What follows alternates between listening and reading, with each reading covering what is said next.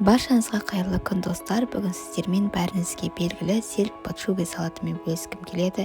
Өзімнің сүйікті салатымның бірі, сіздерге де ұнайды деген ойдамын. Осы рецептпен сіздермен бөлісемін. Видеоны соңына дейін көріңіздер. Біріншіден құрамына картоп, піскен сәбіз, жұмыртқа және свекла.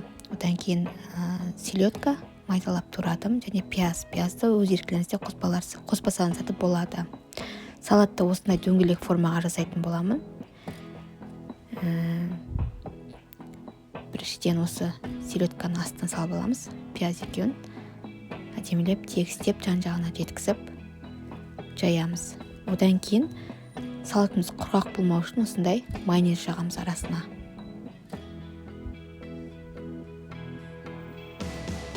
Одан кейін картопымызды күштен өткіземіз. Бетін тегістеп жан-жағын жайып, тұз себеміз және майонез жағамыз.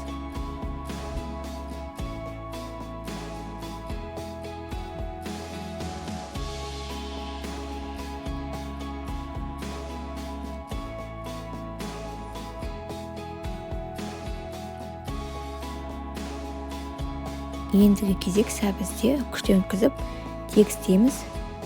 Сәбізді пісірмей шикідей қосатындар да болады екен. Маған бірақ піскен ұнайды. Одан кейін жұмыртқаны өткіземіз.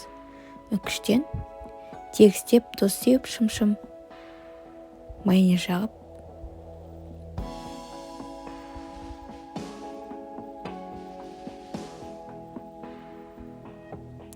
Енді ең сонда свекланы өткізіп, күштен бетін майонез жағып, бетін тегістейміз қасықпен.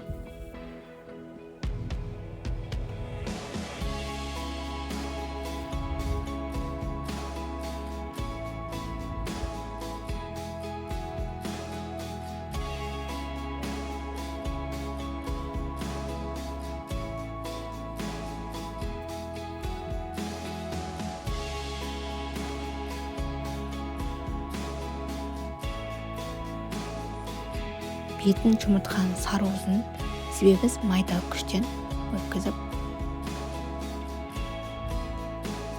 Енді кальциямызды аламыз.